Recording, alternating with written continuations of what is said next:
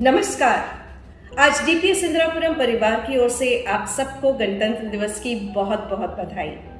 सच में आज से 73 वर्ष पूर्व ये जो हमारा इतना बड़ा गणतंत्र है ना, जिसमें इतनी सारी विभिन्नताएं एक साथ समाती हैं, उसकी नींव डालना कोई आसान बात नहीं रही होगी। आज 73 वर्ष उपरांत उसको न सिर्फ कायम बल्कि बुलंद रखने की जिम्मेदारी हम सब की है।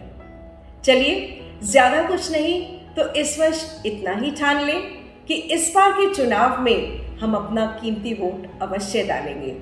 अपने प्रदेश और देश के भविष्य में हम भी भागीदार बनेंगे। और अगर हम सब किसी भी जाति, समुदाय, धर्म इत्यादि से परे देश के प्रति प्रेम और सेवा भावना के आधार पर वोट देंगे तो सच में हमारा भारत एक और भी सक्षम और समर्थ गणतंत्र बनेगा। आशा है हमारी युवा पीढ़ी ये बात समझते हुए अपना दायित्व बखूबी निभाएगी। हमारी खास अपील है, अपने नए मतदाताओं से वोट अवश्य करें और सोच समझ के करें। हमारे विद्यालय का इलेक्टोरल लिटरेसी क्लब भी इसी जागरूकता के साथ स्वीप यानी systematic voters education and electoral participation programme में जुटा हुआ है। आशा है उनका ये प्रयास जरूर रंग लाएगा। तो इस गणतंत्र दिवस बढ़ाते हैं कुछ और मजबूत कदम। आखिर बनाना है भारत को हम सब ने मिलकर सभी क्षेत्रों में सर्वप्रथम। जय हिंद। आज गणतंत्र दिवस पर हर घर में नगाड़ा बज रहा, भावनाओं के सितार पर मन मयूर नृत्य कर रहा। सूर्य की स्वर्णिम किरणों ने प्रत्येक दिशा चमकाई है। नव आशाओं को साथ लिए नई सुबह अब आई है। कहीं कोयल की कूक है तो कहीं भंवरे की गुंजार। देखो चारों ओर आज छाई है बाहर। राष्ट्र के सम्मान में सेना करतब दिखाने आई है। सजी धजी झांकियों ने भी समृद्धि दर्शाई है। अपना संविधान अब हर मन को लुभा रहा। वंदे मातरम का गीत आज बच्चा बच्चा गा रहा।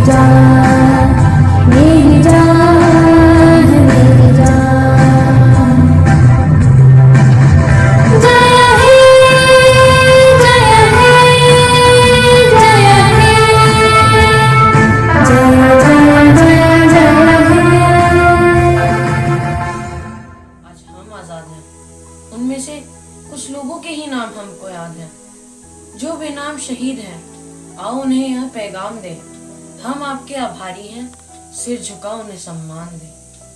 अमर ज्योति के जवानों को दिल में बसाना चाहिए, श्रद्धा का दिया उनके लिए दिल में जलाना चाहिए।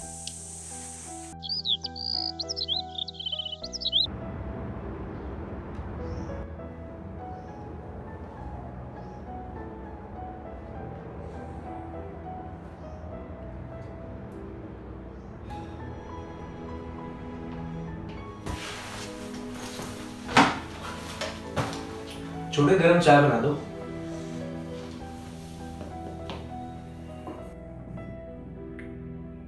आज अच्छी चाय बनी है छोटू। अखबार में क्या है आज? लो जी, 1999 में शहीद हुए जवानों के स्मारक का कल उद्घाटन।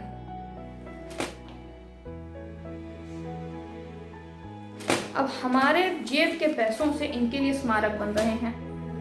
क्या ही कर दिया इन लोगों ने ऐसा? इससे अच्छा हमारी पेंशन बढ़ा देते। हम लोग क्या किसी काम नहीं है इनके लिए? सरकारी कर्मचारी रह चुके हैं। जी हाँ, पूरे 30 साल तक हमने काम किया है पूरे ईमानदारी से। और आप तो हमें फौजी लगते हैं। हाँ, मैं फौजी हूँ। सालाना छुट्टी मनाने गांव जा रहा था। वैसे अभी ज्यादा समय नहीं हुआ है हमें फौज में भर्ती हुए। आपके तो फौज में खूब मजे होंगे।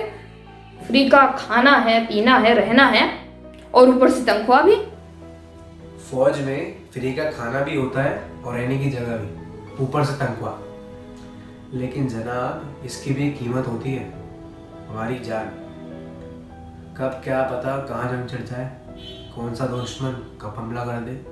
उरी और पुलवामा की खबर तो रखी होगी आपने। ज्यादा उम्र नहीं है हमारी, पर कुछ वीरता के किस्से हम भी जानते हैं। सुनना चाहेंगे आप? ठीक है, सुना दो। जरा मैं भी तो देखूं क्या है ऐसा आपके फौज में। 1999 कारगिल के जंग में शहीद हुए एक जवान की वीर गाथा सुनाता हूँ। 25 जून 1975 में जन्मे हुए कैप्टन मनोज कुमार पांडे को भारतीय सेना की गोरखा राइफल्स में कमीशन किया गया। 2 साल बाद 2 जुलाई 1999 की रात को कैप्टन मनोज पलटन नंबर 5 को संभाल रहे थे। वे अपने सैनिकों के साथ 19,700 फीट पर स्थित पहलवान चौकी की तरफ निकल पड़े। रास्ते में कैप्टन मनोज पांडे और उनके सैनिकों को दुश्मन के जानलेवा हमलों का सामना करना पड़ा था। पहाड़ी के दोनों तरफ से भारी गोलीबारी हो रही थी, लेकिन फिर भी वो अपने युद्ध के नारे जय महाकाली आयो गोरखाली के साथ आगे बढ़ते रहे। दुश्मन के 2 बंकरों को आसानी से पार करने के बाद तीसरे बंकर को पार करते हुए मनोज पांडे के कंधे और पैर में गोली लग गई। और फिर क्या वो मर गए? नहीं, इस अधमरी हालत में भी वो अपना कर्तव्य पूरा करने में कामयाब रहे। ना ही उन्होंने तीसरे बंकर को खुद ग्रेनेड से बर्बाद कर दिया। उनकी पलटन ने दुश्मनों के 6 बंकरों को अपने कमांड में ले लिया था, परंतु इस घमासान लड़ाई में वे अपनी जान को बैठे। आज भारत के हर एक व्यक्ति को कैप्टन मनोज कुमार पांडे की बहादुरी, उनकी वीरता और उनके देश के प्रति प्रेम को नमन करना चाहिए। इसमें कौन सी बहुत बड़ी बात हो गई? मेरे हाथ में बारूद हो तो मैं भी 2-3 बंकर उड़ा दूं। फौजी बारूद या बंदूक चलाने से नहीं, बल्कि अपनी साहस और अपनी बहादुरी से बनते हैं। यही एक बहादुरी का किस्सा है सूबेदार जोगिंदर सिंह का। 1962 के जंग के दौरान जब चीनी ताइवान की ओर बढ़े, बीच रास्ते में उन्हें बमला पास पर एक भारतीय चौकी का सामना करना पड़ा, जिसे एक सिख के 20 लोगों की एक पलटन ने संभाल रखा था। यह चौकी सिंह की कमांड में थी। 23 अक्टूबर 1962 की शाम को चीनियों ने चौकी पर 3 लहरों में हमला किया, जिनमें से हर एक लहर में 2 ने वार किया था। हालांकि शुरुआती 2 हमलों को सिंह के जवानों ने खदेड़ दिया, लेकिन उस समय तक पलटन के आधे जवान शहीद हो चुके थे। सिंह भी पूरी तरह घायल हो गए। जल्दी उनकी बंदूक की गोलियां भी समाप्त होने वाली थी और बचे लोगों के पास केवल बंदूक रह गई। फिर क्या वो कहीं छिप गए? आखिर बिना बंदूक के कोई कैसे लड़ सकता है? नहीं, उन्होंने मैदान छोड़ने से इनकार कर दिया। सिंह ने तो बंदूक के आगे लगे चाकू से ही चीनियों पर धावा बोल दिया।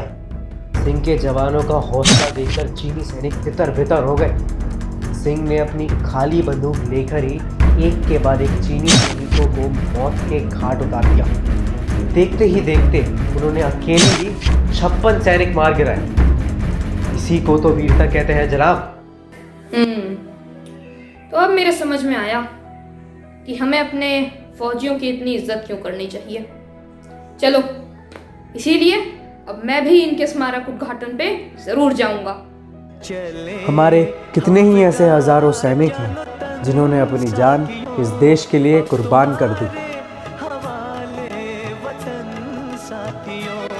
कर चले हम फिदा जान वतन साथियों, अब तुम्हारे हवाले वतन साथियों। तरह तरह के नृत्य हमारे अलग अलग से राग हैं, जीवन जीने के हमारे अलग अलग अंदाज हैं। गणतंत्र दिवस हमारा है, हम गर्व से इसे मनाएं। संविधान को दिल में बसाकर झूम झूम कर नाचे गाएं।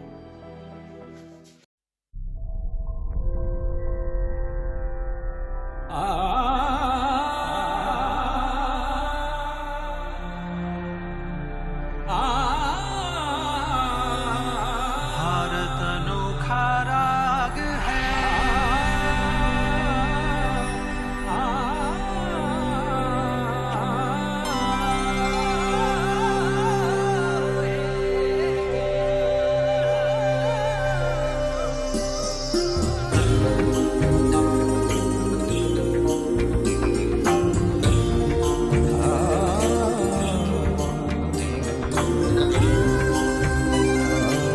सौरागिनियों से सजा भारत अनोखा राग है।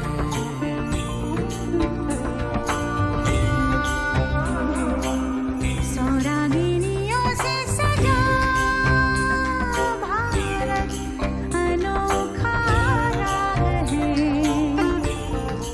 ये प्यार का संगीत है, ये शांति का गीत है, ये एकता का राग है।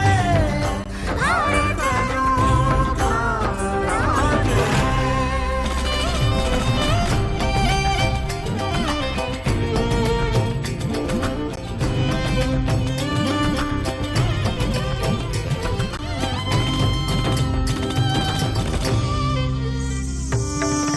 सौरागिनियों से सजा भारत अनोखा राग है, अनोखा राग है। भारत के इस एक तारे पे गूंज है जो जो रागिनी, सब मिल गई एक धुन बनी।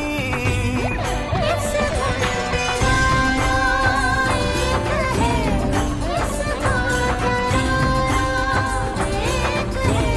ये राग सबका राग है, भारत अनोखा राग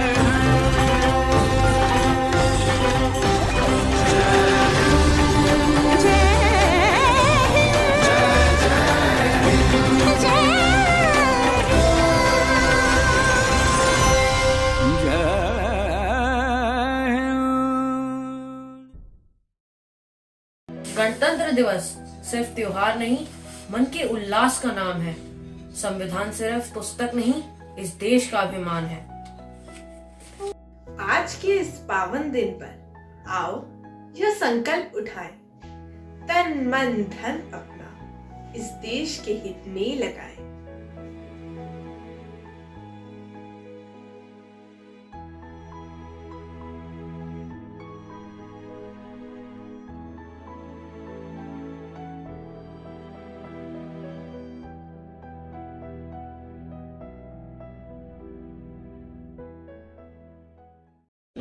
गण मन अधिनायक जय हे भारत भाग्य विधाता।